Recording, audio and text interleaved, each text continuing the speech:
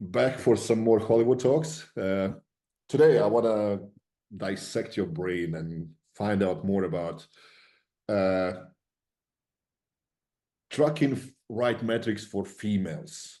And is there such a thing? Is there a difference between males and females? And if so, what do you think is more important?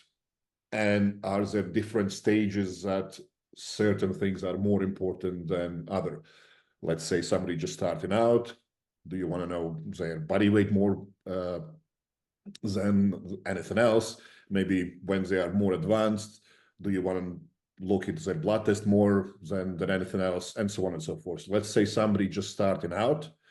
They have some background of being physically active when they were kids. Now they're let's say 30s, late 20s, whatever, and they want to get into a gym. They've seen all these videos, how important is resistance training, weight training, how great for metabolism is muscle building, all these great things that are coming out more and more and often, which is great that people finally are catching up that the main longevity supplements there is building goddamn tissue of your body that is metabolically a bit more active than anything else. I believe 1 pound of muscle was around 6 calories burnt, and body fat was between 2 to 4, something like that.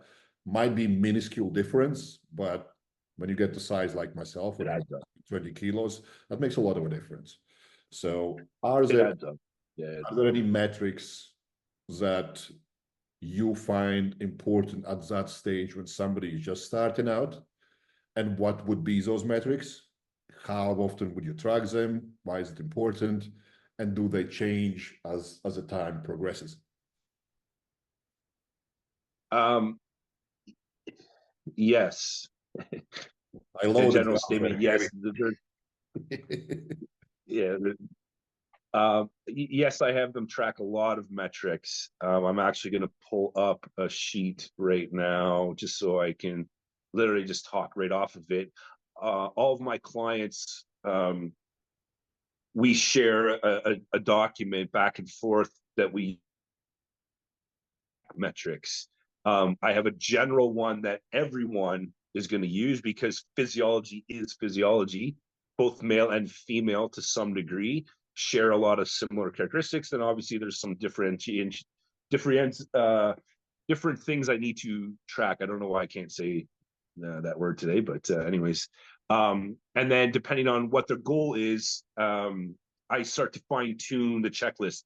But right off the top, I mean, are you talking blood work or just metrics in general? I'm talking whatever you would define as metric. So for me, blood work would be in that place that I would check Yeah. personally at least every 6 months, if not 3, if possible. So a new client, I have them do blood work. I need to see bloods before we do anything. Because there's a lot of important information there, especially a female that's still menstruating regularly. I want to know what their sex hormones look like in follicular versus luteal phases. I want a thyroid panel, an iron panel, a CBC. I want to know all the basics, which are almost always certainly, normal, in range, whatever you want. But I need to know kind of where we start. But I have females check, and what I do is I have them give it a score, like 1 to 10 scale. Literally, I make it that simple. 10 is really good, 1 is really bad. I want to know about their overall mood. I want to know about their mental clarity, their total energy, their sleep quality, muscle soreness, joint pain. Those are two different things. Um, Digestion, hydration, hunger, libido, resting heart rate, body weight. Those are almost always there. And then from there, I branch off and get more and more specific. I think those things are important to check because they give me, if people are filling out this properly, it gives me an idea of what's to come. I'm not necessarily looking at an acute daily measurement. I'm looking at the weekly average trends, and I get an idea of what's on the horizon based on how their scores are starting to move. One thing I think is really important for females to track is body weight daily. Um, because it fluctuates so much. And with females, body weight seems to be such a driver in what they're doing, how they're feeling, their motivation, etc., that I want them to understand that the daily fluctuations are normal. Sometimes you can't do anything about them. Like just a change in climate can change your body weight, and you can't really control that kind of stuff. So I want them to get comfortable with certain things so we can see the averages. Obviously, like I mentioned, if they're menstruating regularly, we're going to get weight fluctuations just from the hormonal movements alone. So these things are all really important. I want them to track it. I want them to pay attention to it. I want them to get comfortable with it and seeing the trend, because they're going to be repeating all the time. Certain things are a monthly, cycle, like the menstrual cycle. Certain things are going to be, they're going to notice them possibly every weekend, depending on what their lifestyle looks like, possibly every Monday or whatever. But there's trends because your lifestyle dictates these things. So it's very important for them to see this, understand that, and then know how we can work along with it. I don't want you to, or I don't want a female to go out with their friends or go out on date night or something like that, have something to eat that they don't normally eat, their scale weight jumps up, and then they think that's a demonized food, because that's not the case. I want them to be as comfortable with lifestyle variables as we can, because it's going to kind of keep normal stress levels at bay. We don't want them to get too elevated. Females are chronically stressed out with lots of stuff. I don't need additional stress because it just tanks things down the road. Yeah, and I believe if you do it once a week, it kind of you miss out a big point. I can refer to myself. I can gain. Well, I always gain 10 pounds a day compared to morning to evening weight, Right. and through the sleep, I lose those 10 pounds just by breathing. Yeah. Which is, I know a lot of people will be like, oh, it's crazy. Why would you measure their body weight so often? But like you said, for women, it's more important to understand that body weight goes up and down all the time. It's normal. Yeah. It's long results that matters, not daily differences, because it can affect you big time if you just see a massive spike end of the week, but turns out you're in a different part of the cycle, right? Right. 100%. And what I also have them track with that is some sort of body composition measurement, because that to me, when it's an aesthetic goal, that to me is the most important thing to track, because the body weight is going to do this, but the body composition should be relatively linear and moving in the direction of the goal. If I want somebody getting leaner, their body composition is going to show they're getting leaner every week, despite what the scale says. And so the more I can show females that, hey, body fat is leaving, but body weight is not, the less they start to concern themselves with the body weight, because they're starting to notice, hey, my clothes are fitting better, I look different, I feel good, my scale weight's the same. And they learn to sort of stop worrying so much about the scale weight. Almost every time when I have a female that comes in and says, my goal weight is X, I'll say right away, you'll get to your goal physique and your goal weight will be heavier than what you think every single time. And sometimes they're discouraged, but then once they realize what I'm talking about and once they achieve the goal, they're like, oh, it makes sense now. Usually their goal weight is 5 or 10 pounds lighter than what it'll end up being when they're achieving the physique that they're actually looking for.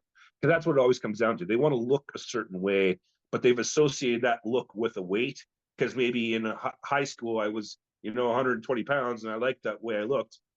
But if you have more body fat, or sorry, more muscle and less body fat, you'll weigh more and look the same or better. So I kind of just try to break that myth right off the bat, and it just seems to make things go a little smoother long term. Yeah, I have tracked myself a lot of girls that end up weighing exactly the same or slightly more, but look 10 times better. Well, they're finally happy with how they Yeah, look. So when you do your blood yeah. tests, do you also check what kind of supplements, maybe hormones or those kind of things they are taking on top of that? Because oftentimes I never did that for a very long time at the beginning, but now I always check in, hey, everything is fine in your blood test. Tell me what supplements you are taking. And you go through that like, okay, this might be your kind of getting around masking that there is something wrong in your daily habits. Not necessarily wrong, but is this really necessity? Can we fix it without a supplement? Is usually conversation as well, which I like to kind of put into there, because I don't want to put anything in the body that puts stress on liver. It's just not necessary. So do you do anything like that? Do you think there is a conversation to have, and does it make a big impact on end result if they are keeping their blood test in great levels through supplementation rather than if it was just normal without taking anything?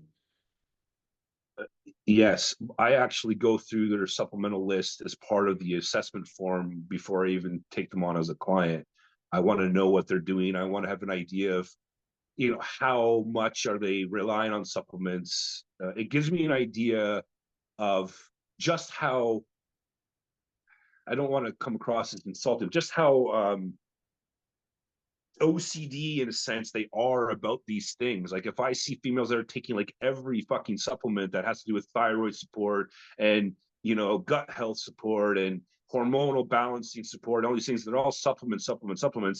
I know either they've been fed a lot of misinformation by somebody, or they're just hyper focused on things and probably missing the foundation. 9 times out of 10, the supplement list I get from new clients gets slashed in half, more than half. I had one female client not long ago. She was taking like over 30 different things before we started. And once we started, I had it down to 2. There was 2 things I want her to take. The rest of it, forget it. But I want to know what they're taking before I draw the bloods, because I want to know if I should remove it for the blood test or not. Because I would do that. Otherwise, yes, it would be exactly what you said. I would just, consider it when I'm reading the blood test. Oftentimes, a lot of the stuff they're taking is just burning a hole in their pocket. It's really not impacting anything beneficially. And if anything, it's adding unnecessary stress somewhere like liver or digestion or something like that. So normally at least where I live, the OTC supplements aren't overly beneficial unless there's a deficiency in something and there's an actual need for them. To just take them because everyone says so, usually I find that just causing more harm than good, and it's usually mostly in the pocketbook, like their money. They're just spending on unnecessary stuff. So blood test, daily habits, I understand might be there as well. Is there something that you track like weekly? You already mentioned that you would track body weight, you would track aesthetics. On that, I would like also catch up. Is there like a standard that you ask them to follow to make sure that they are reflectively looking on a progress instead of every single week seeing something different, because the ways they track aesthetics is not standardized per se? The things that I listed in the beginning, I have them track that every day. It's a daily track, and then I track the average of the week, and I look at the weekly average, but every single day is detailed, so I can see, because I want them to see when on Tuesday, like I'm looking at one right now, Tuesday sleep quality was a low score. Then I look at Wednesday and mental clarity and mood is slightly lower than normal. You can start to correlate, okay, well, maybe it's because you had a shitty sleep or not. So most of the things I have them track are literally done daily. So I can get the weekly averages. I also want to know on a day-to-day where they are, because menstrual cycle is very powerful. And when you get into that late luteal phase of menstruation or the PMS phase, that's typically where a lot of females see the water weight spike and the irritability, the food cravings, etc. So if we can actually have that score on the day-to-day, they can see the severity of those fluctuations from day to day, and they'll find, and we find it all the time, that it's quite common. It repeats itself over and over. It's the second day of the late luteal phase, or the third day. So that'd be like theoretically day 26 or day 27 or day 28, and that happens every time. So once we know that, and their lifestyle is relatively consistent, we can start to get pretty pretty specific with how we handle things, including training.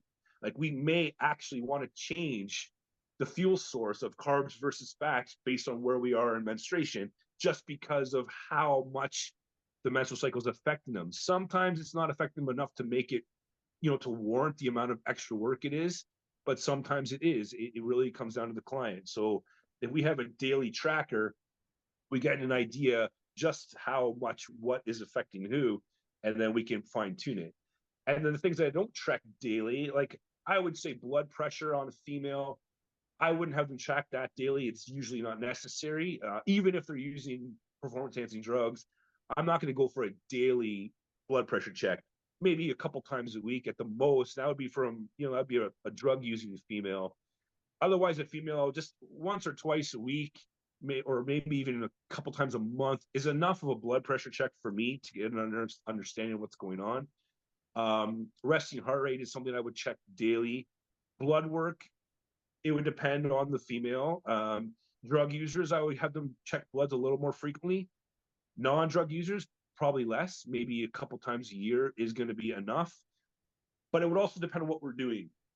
If I have a female, preparing for something that's quite extreme, like a bikini competition or something like that, and they're natural, I say that I don't know why I quote that with the rabbiters, but everyone claims natural and they're usually not. But if they're actually not using performance enhancing drugs, I would check bloods before, probably during, and at the end of prep, just so they can see just how bad we can hammer on that system and how unhealthy it is in a way to get that lean. I want them to see that. I want them to just have awareness of everything that we're doing so they can make more informed decisions. If females notice, holy crap, like when I'm dieting down and getting this lean, my immune system is crap. My white blood count is very high. My platelets are up. My eosinophils are out of place. My neutrophils are out of place. Like something's out of whack. They can start to understand, this isn't really good for me to look this way all the time. And then they can start making more informed decisions, and everyone's better that way. They're more confident, and I feel more comfortable. Yeah, I think that's something that everyone overlooks. Like, I want to have a six pack, I want to have this, and they are not the healthiest people. I have a lot of men specifically who are like extremely lean all year round, and then they do blood tests and they come back. I'm like, dude, you're gonna be on thyroid medication for the rest of your life if you carry on like this, because they just kill themselves, and they are so proud that they are on calorie deficit for 3 years straight. And I'm like, oh, is it worth it? It's not gonna be very soon. Uh, well, it seems like a lot of tracking, a lot of measuring. How do you incorporate it all into life so it seamlessly fits? Because that seems like, hey, I need to do this, I need to do that. Is there like a routine you suggest them? Hey, allocate 15 minutes a day or 10 minutes a day, or every day at this time do this? Or is there something that you can suggest anyone who starts doing this at the very beginning? Okay, this is going to give you peace of mind if you understand how big fluctuations can actually happen, but you still can make progress. Can you suggest something for them to plug it in their life that doesn't really take away from actually enjoying the process? I think so. It does seem to be individual specific, but I would say like most of the things that I'm asking them to track is an opinion, and it's a score of a scale of 1 to 10. Like I'm not looking to get some fancy machinery on them to measure all these things. The only thing that they have to physically check is the scale weight. They literally, and I just say, get up when you wake up in the morning, go to the bathroom, whatever you're wearing, doesn't matter. But make it the same. Either you're in pajamas or you're naked or whatever you're doing, but get up, go to the bathroom, step on the scale, mark it down, you're done. That's it. The rest of it is your opinion. Um, I value their opinion because I get to know their opinion. And once I'm working with them long enough, I understand kind of like the language they're speaking to me, how they track it. I don't want to impede on their life much. I'm a big advocate of like saying, like, let me fit the protocols to your life. I don't want you to fit your life to my protocol. I think it should be the other way around, because I'm looking for sustainability in clients, not a one-off home run. I want them to be successful in the goal, and their goals are almost always, I want to look this way, but I want to be able to continue to look this way. So sustainability becomes crucial. So I try to have them implement these scores or whatever when it best suits their specific day. Some of them, it's first thing in the morning. They can assess their sleep, their resting heart rate, if they're checking that, their body weight. They can do that all first thing in the morning in a matter of a few minutes. I don't think there's any excuse that anyone that's serious about their fitness or their health, they can't make that kind of time. Other things, like maybe they want to do it before they go to bed, because I'm also big on making sure that you're focusing on getting some quality sleep. And part of your wind down from the day could be sit down, think through the day, and make your scores. If they do it the same way, their consistency and their error margin will be the same. And I'll learn it. And all I want to do is get the average trend. And is the trend going up or down? And do we want it to go up or down? And then I know where or how and what to change based on what the trend is showing.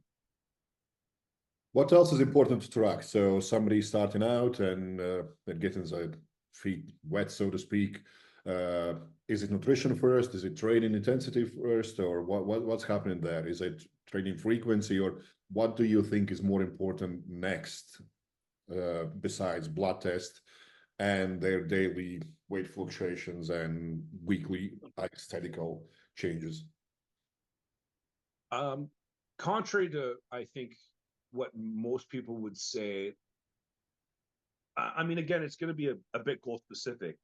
If I have a professional athlete that's preparing for an event, they don't give a shit about the everyday stuff. They want to, be able to perform at the event. So that's Let's kind just of say somebody who's starting out and they just want yeah, the stage where they potentially might start getting ready for shows, but they are nowhere near. right. So for that scenario, I actually put a lot of emphasis on how do they feel. It might sound ridiculous or cheesy or whatever, but how they feel is a good indication of what internally is going on. Almost always, I'll get females that have just not been eating adequate calories because they're constantly trying to get leaner or weigh a certain thing. So the very first thing, like I want to say 100% of the time, but you can never say 100%. So let's say 99.9% of the time. The first thing new clients notice with me is their energy levels are improving and they feel better. And that's because now they're actually feeding the machine appropriately. And those are the first things that are going to happen. Internal processes are going to start to turn on. Like all the systems in the body are kind of like on dimmer switches. And if there's just not enough raw material coming in, certain systems get down regulated more than others. So as soon as there's adequate fuel, those things start to come back on. They ramp up and it's noticeable. It might not show up on the scale, it might not show up on the clothing yet, but it's their physiology is changing and they notice that. As soon as they notice that, it starts to become obvious. Okay, now we can start looking for this, and this. When it comes to in the gym, I would put more emphasis on the technique of their lifts before I put emphasis on the performance of the lift, assuming they're new. And then from there, assuming their lift technique is good, everything is fine, we have no issues with that, I would want them to put emphasis on how much weight they're lifting, not how many times they lift it. I would put more emphasis on try to make that a little bit more intense, as in load on the bar, not do more reps. Because having a strength improvement that's noticeable, they can look down and see that. Like, oh, last week I did 100 pounds, today I did 105. I know I'm getting stronger. And that also helps when the inevitable of the scale weight plateau hits, because it always will. There'll be a time where scale weight just doesn't seem to be budging, and calipers are starting to get slower because there's less body fat to be lost, so the calipers can't always be moving. So then now you can look at your training like, yes, you weigh the same, but you're stronger. So if you're stronger, you by definition now have to be leaner. So by the process of elimination, we can start to just further validate the fact that body composition is improving. Because at the end of the day, I don't have my clients in labs every day being measured in, bod pods, all these things. We're just using skin fold calipers, visual assessments, and things that we can track, like data. So if I literally have them scoring strength lifts down, I'm assuming they're being honest. They can now see, yes, I am stronger. And as soon as they notice that, it becomes more of a motivator for them. I want to be stronger. I want to be stronger. I want to be stronger. And then less and less focus becomes on how much I weigh, how much I weigh, how much I weigh. And before they know it, they look good. People are commenting and they're not worrying about weight as much. And that almost seemingly, from what I hear all the time, is like a weight lifted off their shoulders. And So that's just like freedom in a sense. when you track your strengths metrics, do you track it kind of overall load of the set, or what are you looking for? What specifically is, like, you would say, strengths metric for you? Somebody that was new in the gym, I would, again, assuming that the technique is on par, and it's just a gen pop female that just wants to be fit, I would be using one set, and I don't say which one until I see how they lift. But one set becomes our marker set. It could be the first one, it could be the second one, it could be the last one. I don't care which one. I want to know what their trend of lifting looks like first. And I'll say, okay, this is our marker set. We want to try to keep that load the same or higher whenever we can. So it couldn't, new lifters will get linear improvements right away. That's usually neurological to begin with, but if we can get that, I'll shoot for that. So I'll say, okay, you moved 100 pounds. Now use the smallest increment available in your gym and increase it by that. So if it's 100 pounds, you've got a 2.5, go to 102.5 and get the same rep total on that marker set. It won't be every set across the board because that's a different measurement. That's a measurement of overall total volume and work recovery or work capacity. I just want to have a metric of a marker set. So, okay, you did 100 pounds on set number 1 for 8 reps. Next time, try 102.5. And if you can get 8 reps and your technique did not alter, then now that's your new marker. And we keep going from there. So I would rather see a linear increase in load where I can, when it's safe and when it makes sense, because that to me is the biggest stimulus. That's in someone that's not using steroids and all the other variables that can come into play. But generally speaking, that would be my go-to. That's very interesting. So where does nutrition come into play? Well, how far down the line of importance of tracking nutrition metrics is for you? The nutrition is probably it's wildly more important than the training. Nutrition is up there. Genetics and drugs are probably the biggest driver of what you're going to look like and how you're going to perform, but nutrition is right up there. I'm not a big proponent of this if it fits your macros crap. I think it's a fine strategy if you're flexible dieting, in the sense that you're trying to incorporate the odd thing to satisfy a craving. But from before my you carry experience on, around here, would you say that if it fits your macros, it's probably more suited for more advanced people who already understand nutrition?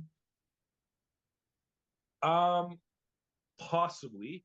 The issue I have with if it fits your macros is not necessarily their ability to track the macros, it's their ability to choose the appropriate foods. Right, I right. don't want them to fit your macros with a bunch of processed, sugary, refined sugar, processed foods all the time. There's nothing wrong with those foods, but it's a moderation thing. But from my experience around here, the if it fits your macros crowd are just using that to eat all the crappy foods and justify it. That to me is not how we do this.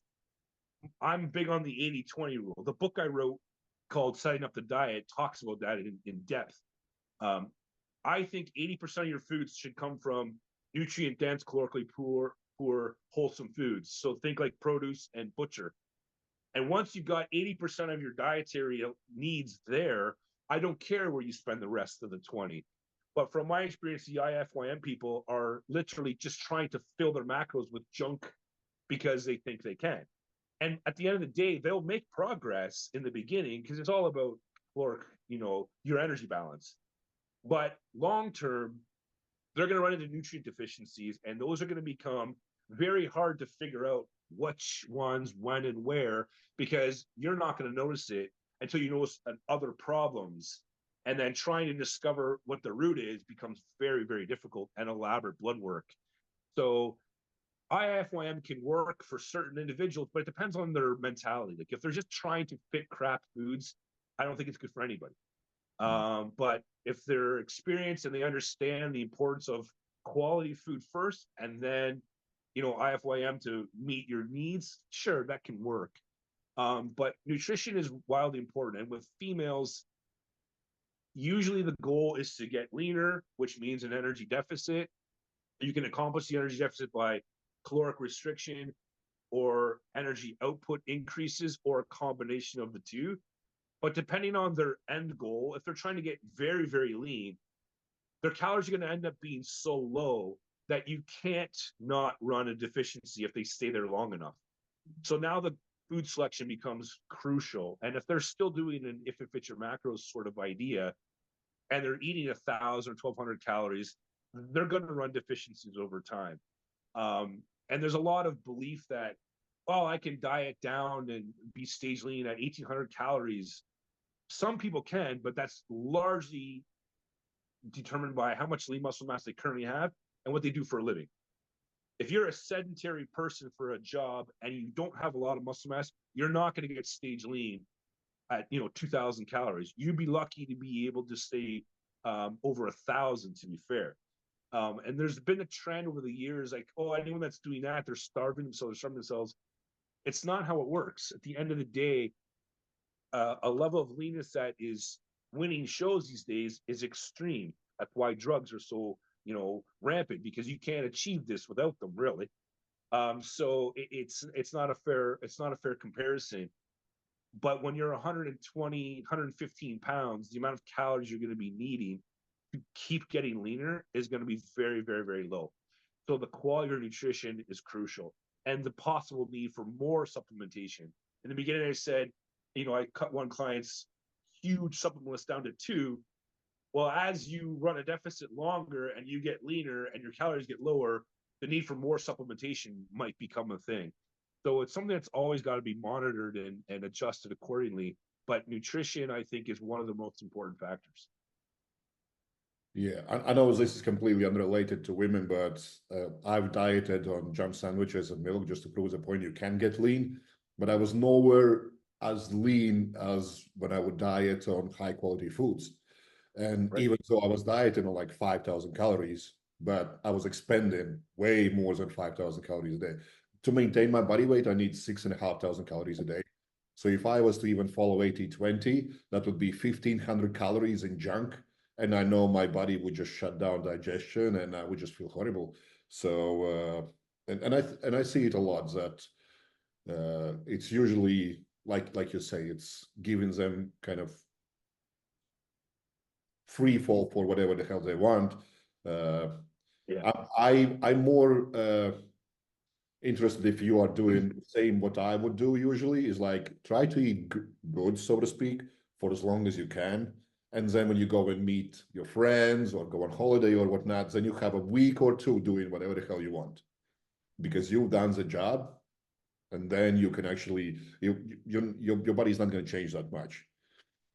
Whereas if you feed yourself with junk every single day, you kind of almost get addicted to it. You need that every single day.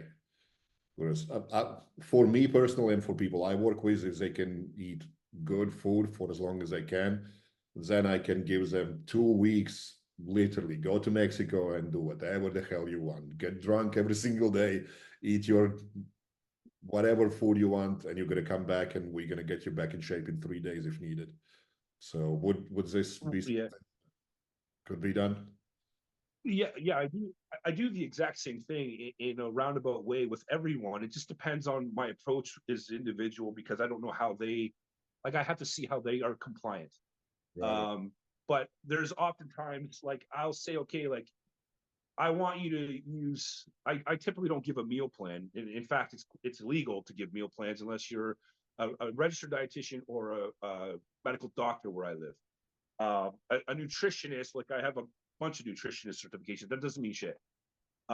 So I don't really give meal plans. I mean, I will if someone asks, and it'll just say in quotations, sample meal plan. It'll be calculated to them, but it'll be a sample. But I encourage them to eat a certain way. And then from there, I say, like, okay, at the end of the day, your weekly calories are 15,000. That's your weekly budget. There's certain parameters I need you to hit. Like I want this amount of protein, I want this amount of fiber, blah blah blah blah blah. At the end of the day, I don't really care where the rest of it comes from in moderation. But if you have like a trip coming up and you're in an energy surplus, it doesn't matter. Go eat, doesn't matter. If you're on a timeline and you need to be lean by a certain date and you have a trip coming up, then I will allocate the calories differently. I'll be like, okay, we've got 15,000. Why don't you take away a few hundred each day and make room for the weekend or make room for the trip? So I approach it all very similarly. It just, I approach it all individually. Some people can eat relatively well all the time and they prefer it. Some people don't. So I try to just kind of adjust things based on the client and their compliance. But at the end of the day, it's all about energy balance. That is the magic. But if you're achieving energy balance with highly processed foods, we're going to have more problems down the road that we're going to have to deal with. And if that's something that they want to do, I can't stop them, but it's usually a problem because it's very difficult to pinpoint the culprit of an issue if it's done from a deficiency. Awesome, Scott. I'm gonna let you off. I'm mindful of your time. I know you need to run and get looked after your people. This is really insightful, and I'll catch you in next video. Yeah, sounds good. Thank you.